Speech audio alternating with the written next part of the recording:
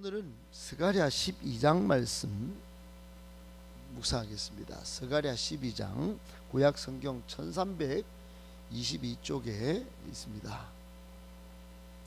스가랴 12장 1절부터 14절까지 저와 여러분이 한 절씩 교독하겠습니다. 스가랴 12장 말씀. 이스라엘에 관한 여호와의 경고의 말씀이라. 여호와 곧 하늘을 펴시며 땅에 터를 세우시며 사람 안에 심령을 지으시니가 이르시되 내가 예루살렘으로 그 사는 모든 민족에게 취하게 하는 잔이 되게 할 것이라. 예루살렘이 에워싸일 때에 유다까지 이르리라. 그 날에는 내가 예루살렘을 모든 민족에게 무거운 돌이 되게 하리니 그것을 드는 모든 자는 크게 상할 것이라. 천하 만국이 그것을 치려고 모이리라. 그날에 내가 모든 말을 쳤어. 올라게 하며 탄전을 쳤어. 미치게 하고 모든 민족이 말을 쳤어. 얼벼.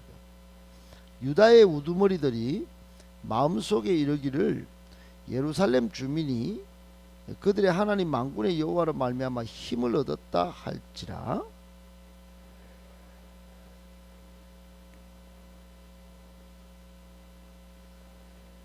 횃불 같게 하리니 좌우에 어선 모든 민족 불사를 것이요 예루살렘 사람들은 다시 그 본 곳 예루살렘에 살게 되리라. 여호와가 먼저 유다 장막을 구원하리니 이는 다윗의 집의 영광과 예루살렘 주민의 영광이 유다보다 더하지 못하게 하려 함이니라.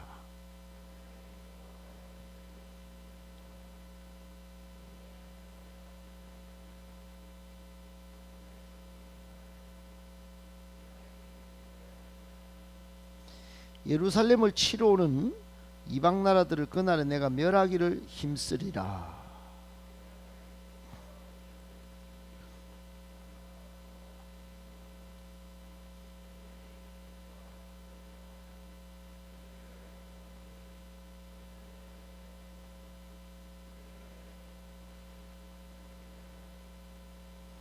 그날에 예루살렘에 큰 애통이 있으리니 먹잇도 골짜기 하다드림몬에 있던 애통과 같을 것이라. 족속이 따로 애통하되 족속이 따로 하고 그들의 아내들이 따로 하며 나단의 족속이 따로 하고 그들의 아내들이 따로 하며 레위의 족속이 따로 하고 그들의 아내들이 따로 하며 시므이의 족속이 따로 하고 그들의 아내들이 따로 하며 모든 남은 족속도 각기 따로 하고 그들의 아내들이 따로 하리라. 아멘. 할렐루야. 하나님께서 기도하는 백성 망하지 않는다는 사실을 여러분을 통해서 증명해 보이시고 내 삶이 형통하고 하나님 주신 복으로 충만하시기를 예수님의 이름으로 축복합니다. 아멘. 오늘 말씀 세 가지로 정리해서 묵상하겠습니다. 여러분, 스가랴서는 이스라엘 백성들이 바벨론의 포로로 가 있다가 돌아와서 이제 하나님 나라 또 하나님과의 관계, 하나님의 백성의 온전한 회복의 상징인 성전을 재건하는 그런 예언의 말씀이 주로 선포되고 오늘 12장부터는 종말론적 예언의 말씀과 또 앞으로 일어날 비전, 새로운 우리도 향후 비전 안에 하나 되어 부흥 40년 또는 부흥 100년의 미래를 바라보고 비전을 바라보고 이제 창립 40주년 맞이하고 있는데 그런 내용들이 오늘 12장부터 이스라엘 백성뿐만 아니라 온 천하에 하나님이 스가랴를 통하여 예언하는 내용으로 되어 있습니다. 그러므로 앞으로 종말에 일어날 종말은 예수 그리스도가 오시면서 시작됐는데 지금은 종말의 종말, 즉 말세지말이라고 그러죠. 그 끝에까지 왔어. 예수님 다시 오시는 그때가 돼 가고 있는데 어떻든 이 종말론적 시점에 일어날 일들을 예언하고 또 하나님의 백성들 사이에 희망과 비전의 예언의 말씀이 쭉 12장부터 선포될 것입니다. 그 내용들이 있는 내용들을 세 가지로 오늘 정리해 보겠습니다. 첫 번째, 하나님은 불가능을 가능으로 또 죽은 우리를 살리시는 전능하신 분이십니다. 사랑하는 여러분, 우리가 신앙생활 할 때 하나님에 대한 이해가 참으로 중요합니다. 하나님은 불가능을 가능으로 만드시는 하나님이시다 하는 사실을 믿으셔야 합니다. 또 우리 영혼도 죽고 관계도 죽고 또 육신도 만약에 죽어도 우리를 살려주신다, 이런 믿음이 분명해야 합니다. 여러분, 이런 믿음이 우리를 이 세상에 속하지만 묶이지 않고 또 세상의 공중권세 잡은 자에게 포로가 되지 않는 영적 승리의 비결이 되기 때문에 그렇습니다. 하나님을 제대로 불가능을 가능으로 바꾸시고 죽은 우리를 살리시는 전능하신 하나님으로 제대로 믿는 사람은 여러분 신앙생활이 이렇게 꼴랑하지 않습니다. 뭐 때문에, 환경 때문에, 조건 때문에 따지지 않습니다. 이스라엘 백성들이 광야에서 40년 동안 하나님이 홍해 바다도 가르고 정말 먹을 것을 먹이시는 하나님으로 마침내 약속의 땅으로 인도하는 사실, 그 하나님을 믿지 않았기 때문에 여러분 그들은 불쌍하게 광야에서 고생하면서 그냥 인생이 서러져 갔던 것을 우리가 볼 수 있습니다. 마찬가지예요. 우리 인생이 광야 인생 또는 바다에서 표류하는 인생 같지만은 이런 하나님을 믿을 때 여러분 우리 인생은 비로소 찬 바람에도 뚫고 나가는 힘을 공급받게 되는 것이에요. 오늘 본문의 내용이 그런 거예요. 성전 재건 후에 이스라엘 백성들이 한 40년쯤 지났어요. 이제 스가랴 예언자의 어떤 동료와 학교 예언자의 동료로 성전이 재건됐다 이렇게 보고 한 40년쯤 지났을 것 같아요. 근데 시간이 흐르자 신앙이 희미해지는 거예요.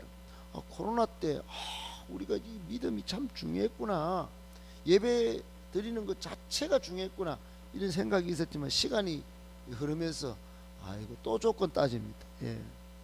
하나님 예배하는 행위가 그저 그냥 익숙해져 버립니다. 형식화됐다 이 말이에요. 마찬가지 이스라엘 백성들이 하나님의 전능하신 그 면을 잊어버리기 시작했어요. 그때 하나님께서 오늘 1절에 보면 경고의 말씀을 주시면서 정신을 바짝 차리도록 하나님에 대한 인식을 충격을 주십니다.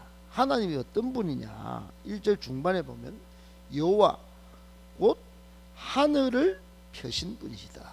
여러분 하늘을 만드신 신이 있습니까? 세상 사람들은 하늘을 섬기지만 그 하늘을 섬기면서 하늘을 만드신 분이 누군지는 잘 몰라요. 두 번째, 땅에 터를 세우신 분이십니다. 여러분 땅의 기초를 쌓은 분이 누구냐? 하나님이세요. 세 번째, 사람 안에 심령을 지으신 분도 하나님이십니다. 즉 무에서 유를 만드신 분이 하나님이시다 이 말이에요. 사람 안에 심령을 지으셨다. 여러분 창세기 1장 2장 이렇게 쭉 넘어가면서 볼 때 하나님이 자기 형상대로 사람을 만드시고 생명을 부으셔서 사람이 제대로 만물의 영장이 되고 사람이 제대로 하나님을 섬기는 마치 죽은 영혼이 살아있는 존재가 됐다 하는 사실을 발견하게 됩니다. 여러분 이런 하나님을 나의 아버지 하나님으로 섬기고 있던 이스라엘 백성이 외형적인 성전 재건 딱 된 이후에 보이지 않는 하나님을, 이런 하나님을 잊어버린 거예요. 여러분 지금 우리는 어떨까요? 현대 물질 문명 사회에 살면서 정말 우리가 물질이나 세상의 것에, 외형적인 것에 얼마나 영향을 크게 받고 사는지 모릅니다. 그거 없으면 다 죽는 줄 알고, 그거 안 되면 뭔가 다 안 된 것 같고, 사랑하는 여러분, 그것 때문에 시기하고 질투하고 경쟁에 사로잡혀 마치 여러분 물질의 노예가 된 것 같이 그렇게 살고 있습니다. 하나님에 대한 인식이 없어요. 불가능을 가능으로 만드시는 하나님, 죽은 우리를 살리시는 하나님에 대한 인식이 없다 이 말이에요. 여러분, 예배당을 믿지 말라 이게 아닙니다. 사람을 믿지 말라 이게 아니에요. 사람을 신뢰하고 살아야, 사랑하며 살아야죠. 그러나 그것보다 우선해서 이 예배당을 만드시고 또 사람 사이에 하나님과의 관계 속에 제일 중요한 분이 누구냐? 천지를 창조하신 하나님, 전능하신 하나님, 우리 인생을 돌보시고 케어하시고 카운셀러로 상담하시면서 끝까지 이야기 나누시면서 마침내 영생 복락을 누리게 하시는, 우리 인생을 제대로 맡기실 수 있는 그 전능하신 하나님, 그분이 우리 인생의 제일 앞서 우리가 믿고 따라야 된다는 사실입니다. 오늘 그 사실을 믿기에 이 새벽에 나오시지 않으셨겠습니까? 그러면 기도도 그렇게 믿고 여러분 제대로 한번 맡겨보십시오. 기도로 여러분의 삶의 문제를, 여러분 그래서 복받고 여러분의 인생에 불가능한 것들이 가능으로 바뀌어지는 역전의 역사가 오늘 새벽에 일어나시길 예수님의 이름으로 축복합니다. 아멘. 두 번째, 교회는 마침내 승리합니다. 여러분 오늘 본문 2절부터 9절까지는 이 내용이요 희한합니다. 내용이요, 예루살렘이 승리한다는 거예요. 그리고 예루살렘을 통하여 하나님이 구원을 펼치시는 그런 예언의 말씀이 쭉 적혀 있어요. 여러분은 쭉 한 절 한 절 이게 뭐 도시 이름이 나오고 뭐 미치게 만든다, 뭐 잔이 된다, 뭐 돌이 된다, 뭐 그 깔리면 죽는다, 뭐 여러 가지 이야기들을 쭉 적어 놓은 것 같지만, 사랑하는 여러분, 역사를 보면 우리나라가 어제도 저희 아들이 할머니를 보면서 할머니 6.25를 거쳤어요? 6.25 경험했어요? 이게 34년생이니까 34년생이라고 말하는 동시에 말하는 것과 동시에 6.25를 거쳤겠네요? 이런 막 말을 하더라고요. 놀래가지고. 여러분 그런 것입니다. 역사를 통해서 보면 그 사실 하나하나가 우리 인생에 또는 우리 어르신의 세대에 또 우리 교회와 우리 가정에 엄청난 충격을 준 건데, 이스라엘 백성이 그런 거예요. 이스라엘 백성은 여러분 예루살렘이 쫄딱 망했었습니다. 몇 번의 과정을 거쳐서 아수르 때 사네립 왕에게 포위돼서 함락되고, 그 이후에 바벨론 느부갓네살 왕에게 포로돼 가지고 망하고, 신구약 중간기에는 예수님 오시기 전에는 시리아에 망하고, 그리고 드디어 AD 70년에는 로마의 디도 장군에게 다 망해가지고 통곡의 벽만 딱 남았어. 완전히 해파된 그 예루살렘이 오늘 본문에 보니까 회복된대네요. 여러분 회복된대요. 이 사실을 믿었던 사람이 누가 있었겠습니까? 로마에 철저히 밟히고 없어졌던 그 예루살렘이 지금 여러분 다 회복됐습니다. 놀랍게도 여러분 예루살렘 성이 회복된 것만 지금 말하느냐, 그게 아닙니다. 하나님은 하나님의 백성이 사는 이 땅의 기관이 뭐냐, 그 교회입니다. 교회. 결국은 하나님은 교회를 통하여 이 하나님의 백성을 괴롭혔던 모든 민족을 멸하시고 승리케 하신다. 이 사실을 오늘 예언의 말씀으로 주신 것입니다. 사랑하는 여러분, 고린도 후서 4장 8절로 9절에 우리가 사방으로 우겨쌈을 당하여도 멸망하지 않는다, 망하지 않는다, 이런 말씀이 있고, 마태복음 16장 18절에는 음부의 권세가 교회를 침입하지 못하리라는 말씀이 있습니다. 교회가 마침내 승리합니다. 하나님의 백성은 망한 것 같지만 망하지 않고요, 사방에 우겨쌈을 당해서 세상 사람들한테 막 조롱받고 멸시받고 루저 인생들이 모이는 것 같지만 그렇지 않습니다.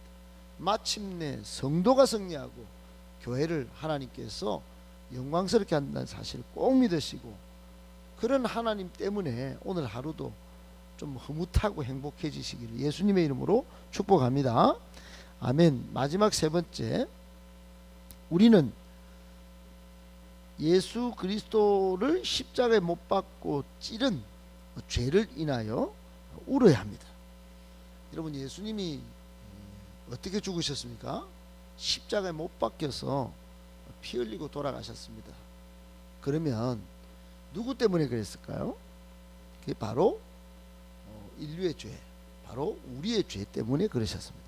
오늘 10절에 보면 내가 다윗의 집과 예루살렘 주민에게 은총과 강구하는 심령을 부어주리니, 즉 성령의 역사가 있을 때, 성령의 강림이 있을 때 그들이 그 찌른 바 그를 바라보고, 이런 말씀이죠.